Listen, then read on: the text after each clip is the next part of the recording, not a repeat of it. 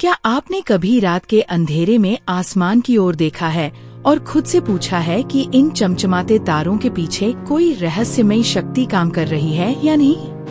क्या सच में कोई अदृश्य ताकत है जो हमारे जीवन को नियंत्रित करती है, या फिर ये सब बस एक भ्रम है, एक ऐसा विश्वास जिसे हम पीढ़ी दर पीढ़ी ढोते चले आ रहे हैं? कल्पना कीजिए, अगर अचानक कोई आकर आपसे कहे कि जिस भगवान पर आप भरोसा करते हैं, जिस आस्था पर आपका जीवन टिका है, वह केवल एक परिकल्पना है, एक विचार, तो आपका पहला रिएक्शन क्या होगा? शायद हैरानी, शायद गुस्सा, शायद डर। लेकिन यही वह बिंदु है जहां से दी गॉड डिल्यूजन की यात्रा शुरू होती है। लेखक रिचर्ड डॉकिंस हमें एक ऐसे वैचारिक साहसिक सफर पर ले जाते हैं जहां हर कदम पर हमारी मान्यताएं हिलती हैं, हमारे विश्वास सवालों के घेरे में आते हैं और हमारा दिमाग बार बार सोचने को मजबूर होता है, क्या सच में भगवान का अस्तित्व है या ये सब सिर्फ हमारी मानसिक जरूरत का नतीजा है? यह किताब कहती है कि ईश्वर का अस्तित्व केवल दर्शन का या आस्था का सवाल नहीं है, बल्कि यह एक वैज्ञानिक परिकल्पना है। और जब कोई विचार विज्ञान की कसौटी पर आता है तो उसे सबूतों और तर्कों से गुजरना पड़ता है। लेकिन समस्या ये है कि सदियों से हमने भगवान के विचार को एक ऐसी जगह रख दिया है जहां सवाल पूछना ही मना है। अगर कोई बच्चा पूछ ले कि भगवान दिखते क्यों नहीं, तो हम उसे डांट देते हैं। अगर कोई युवा कह दे कि मुझे सबूत चाहिए, तो हम कहते हैं आस्था सबूत नहीं मांगती। लेकिन डॉकिंस यहाँ ठहरने को तैयार नहीं है। वे कहते हैं, अगर आप दावा करते हैं कि एक सर्वशक्तिमान सत्ता है जो हमारी प्रार्थनाएं सुनती है, दुनिया के नियम बनाती है और घटनाओं में हस्तक्षेप करती है, तो यह केवल एक निजी भावना नहीं रह जाती, ये एक तथ्यात्मक दावा है।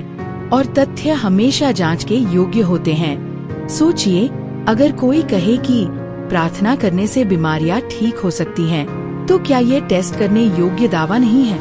हम दो समूह बना सकते हैं, एक के लिए प्रार्थना की जाए और दूसरे के लिए नहीं। फिर देखा जाए कि अंतर है या नहीं। यही तो विज्ञान की बुनियाद है।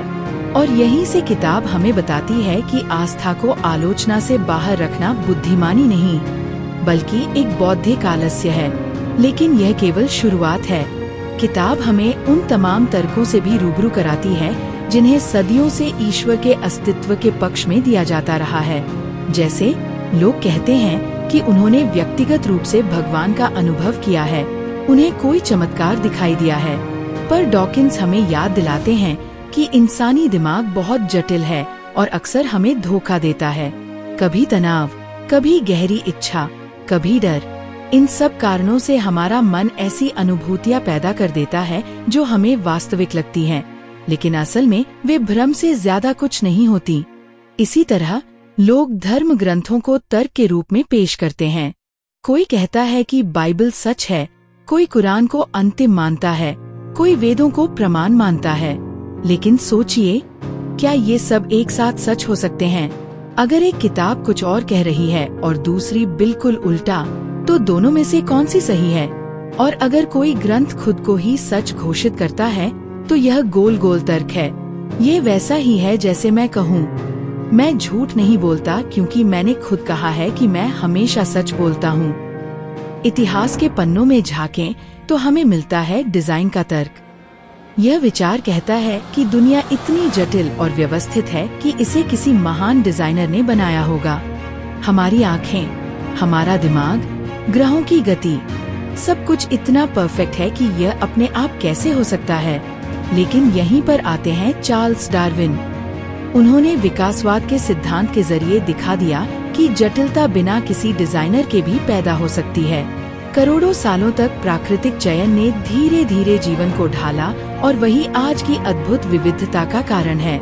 इस किताब में डॉकिंस यह भी बताते हैं कि नैतिकता का आधार भी ईश्वर नहीं है। बहुत लोग मानते हैं कि अगर भगवान नहीं होगा तो इंसान जानवर बन जाएगा, कोई नैतिकता नहीं बचेगी। लेकिन असलियत ये है कि हमारी नैतिकता हमारे विकासवादी इतिहास से आती है। हम सामाजिक प्राणी हैं। सहयोग, सहानुभूति और न्याय, ये सब हमारे अस्तित्व के लिए जरूरी थे। जो समूह आपस में सहयोग करते थे, वे बचते थे, जबकि अकेले रहने वाले खत्म हो जाते थे। यही कारण है कि आज भी हम अच्छे काम इसलिए करते हैं क्योंकि हम दूसरे का दर्द महसूस कर सकते हैं, न कि इसलिए कि हमें किसी अलौकिक शक्ति से डर लगता है। अगर नैतिकता ईश्वर पर निर्भर नहीं है और ईश्वर के अस्तित्व के सबूत भी कमजोर हैं, तो सवाल उठता है कि फिर इतने लोग ईश्वर पर विश्वास क्यों करते हैं। यहाँ किताब हमें मानव मनोविज्ञान और विकासवाद की गहराई में ले जाती है। बचपन में हमें सिखाया जाता है कि बड़ों की बात मानो, सवाल मत करो। ये हमारे जीवित रहने के लिए जरूरी भी था, लेकिन यही आदत बड़े होकर हमें धार्मिक कहानियों को बिना सबूत स्वीकार करने की ओर ले जाती है। हमारा दिमाग हर आवाज, हर घटना के पीछे किसी एजेंट की तलाश करता है। अगर जंगल में पत्ते खड़खड़ाते हैं तो हमारा दिमाग तुरंत मान लेता है कि कोई शिकारी है। यही प्रवृत्ति हमें प्राकृतिक घटनाओं के पीछे देवताओं को देखने पर मजबूर करती है। बिजली चमकी तो शायद देवता नाराज हैं। बरसात हुई तो कोई देवता खुश है। धीरे धीरे यही धारणाएं धर्म और आस्था का रूप ले लेती हैं। अब यहाँ पर एक और गहरी बहस शुरू होती है। अगर धर्म नैतिकता के लिए जरूरी नहीं है और ईश्वर का अस्तित्व साबित नहीं होता, तो क्या धर्म बेकार है? क्या यह केवल एक भ्रम है या इसके खतरनाक नतीजे भी हो सकते हैं? डॉकिंस कहते हैं, हाँ, धर्म हमेशा हानिरहित नहीं होता। असल में जब आस्था कट्टरता का रूप ले लेती है, तो यह समाज के लिए बेहद खतरनाक हो सकती है। कट्टरता का मतलब है अपनी मान्यताओं को इस हद तक पकड़ लेना कि कोई भी सबूत, कोई भी तर्क उसे हिला ना सके। यही कारण है कि लाखों लोग विकासवाद जैसे सिद्धांत को नकार देते हैं, भले ही इसके सबूत पहाड़ों जैसे हों, क्योंकि यह उनकी किताब से मेल नहीं खाता। यही वजह है कि आज भी दुनिया के कई हिस्सों में शिक्षा, विज्ञान और प्रगति धर्म की वजह से पीछे रह जाती है। इतिहास गवाह है कि धर्म के नाम पर युद्ध हुए, निर्दोष लोगों को जलाया गया, महिलाओं को दबाया गया और इंसानियत को बांटा गया। धर्म ग्रंथों की शाब्दिक व्याख्या ने हिंसा और भेदभाव को जायज ठहराया, और यही सबसे बड़ा खतरा है, क्योंकि जब आप किसी प्राचीन किताब को बिना सवाल किए सच मान लेते हैं, तो आप विवेक और मानवता को पीछे छोड़ देते हैं। लेकिन डॉकिंस यहाँ रुकते नहीं। वे कहते हैं कि समस्या केवल कट्टरता तक सीमित नहीं है। मध्यमार्गी धार्मिक लोग भी अक्सर इस विचार को बनाए रखते हैं कि आस्था अच्छी चीज है। यही सोच कट्टरपंथियों के लिए एक ढाल बन जाती है। वे कहते हैं, आप भी मानते हैं कि ये किताब पवित्र है, मैं तो बस इसे आपसे ज्यादा गंभीरता से ले रहा हूँ। यानी असली चुनौती ये है कि क्या हमें आस्था को जश्न की तरह मनाना चाहिए या विवेक, तर्क और सबूतों को महत्व देना चाहिए। ये केवल अकादमिक सवाल नहीं है, इसके असर शिक्षा, राजनीति, समाज और अंतर्राष्ट्रीय संबंधों तक पहुँचते हैं। और यहीं से किताब हमें अगले पड़ाव पर ले जाती है, एक ऐसा विचार जो बेहद साहसिक और चौंकाने वाला है। अगर ईश्वर नहीं है, अगर कोई अलौकिक शक्ति नहीं है, तो क्या जीवन बेकार और अर्थहीन है, या फिर इसके पीछे छिपा है एक और बड़ा, अद्भुत और विस्मयकारी सच? अब सवाल और गहरा हो जाता है। अगर ईश्वर सच में नहीं है, तो हमारी जिंदगी का क्या अर्थ है? क्या हम बस ब्रह्मांडीय दुर्घटना का हिस्सा हैं? या फिर विज्ञान और विवेक हमें एक ऐसी सुंदरता दिखा सकते हैं जो किसी भी धार्मिक कहानी से कहीं ज्यादा वास्तविक और अद्भुत है? डॉकिंस यहाँ एक बेहद आशावादी दृष्टिकोण सामने रखते हैं। वे कहते हैं कि अगर ईश्वर नहीं है, तो यह निराशाजनक नहीं, बल्कि बेहद मुक्ति देने वाली बात है। सोचिए, अगर हमारी जिंदगी केवल एक बार है, अगर यही हमारा एकमात्र मौका है, तो हर पल कितना कीमती हो जाता है। हम हर अनुभव को, हर रिश्ते को, हर मौके को और गहराई से जी सकते हैं।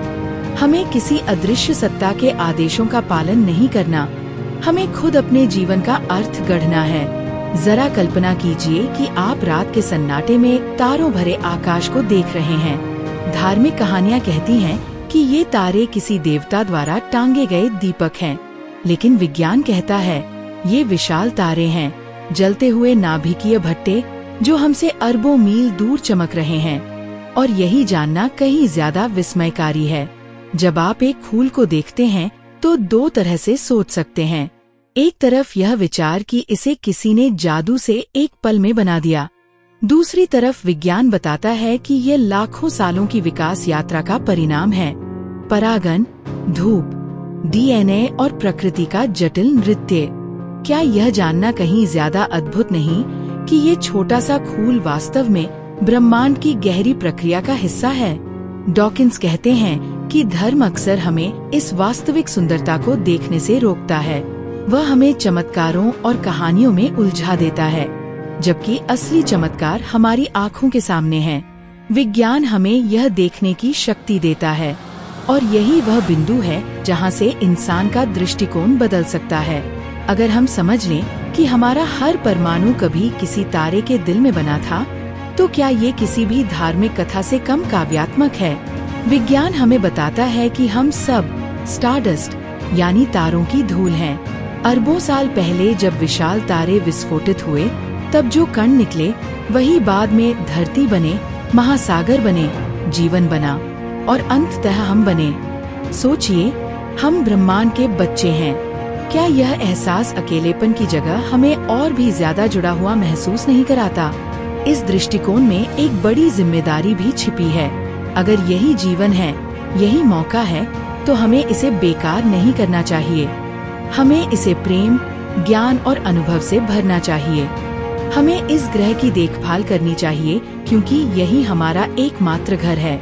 हमें एक दूसरे से बेहतर व्यवहार करना चाहिए, क्योंकि हमारी मदद के लिए कोई अलौकिक शक्ति नहीं आने वाली। हम सिर्फ और सिर्फ एक दूसरे के सहारे हैं। ये विचार शुरुआत में डरावना लग सकता है, लेकिन असल में ये हमें सबसे बड़ी स्वतंत्रता देता है। अब हमें किसी प्राचीन किताब के कठोर नियमों का पालन करने की जरूरत नहीं है। अब हमें यह नहीं सोचना कि हमारे कर्म किसी देवता को प्रसन्न करेंगे या नाराज। अब हम अपनी नैतिकता, तर्क, सहानुभूति और मानवता पर आधारित कर सकते हैं, और यही है असली मानवीय सुंदरता। हम खुद अपने जीवन का उद्देश्य बना सकते हैं। हम कला रच सकते हैं, संगीत बना सकते हैं, साहित्य लिख सकते हैं, दोस्ती और प्रेम कर सकते हैं, और इन सब के लिए हमें किसी अलौकिक प्रेरणा की जरूरत नहीं है। इतिहास हमें बताता है कि धर्म के नाम पर अंधकार और हिंसा फैलाए गए, लेकिन मानव विवेक ने ही प्रकाश फैलाया।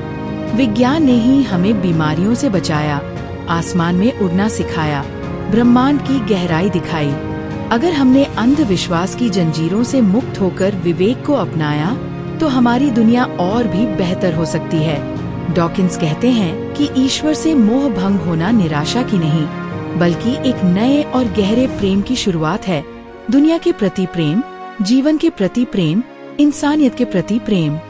कल्पना कीजिए, अगर हम सब ये समझ लें कि यही एक जीवन है और यही हमारी जिम्मेदारी है, तो हम एक दूसरे से कैसा व्यवहार करेंगे? हम शायद ज्यादा दयालु होंगे, ज्यादा संवेदनशील होंगे।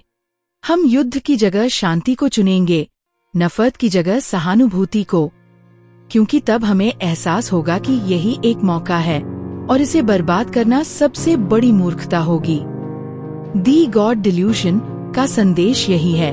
हम खुद अपने भविष्य के निर्माता हैं। हमें किसी अदृश्य हाथ के सहारे की जरूरत नहीं। हमारे पास अपना विवेक है, अपनी बुद्धि है, अपनी रचनात्मकता है, और यही इंसानियत की सबसे बड़ी ताकत है। तो दोस्तों, इस वैचारिक यात्रा के अंत में जब हम पीछे मुड़कर देखते हैं, तो हमें एहसास होता है कि ब्रह्मांड उतना ही रहस्यमयी और अद्भुत है जितना हमने कभी सोचा भी नहीं था। लेकिन उसकी यह अद्भुतता किसी अलौकिक शक्ति से नहीं आती, बल्कि हमारी अपनी जिज्ञासा और ज्ञान की प्यास से आती है।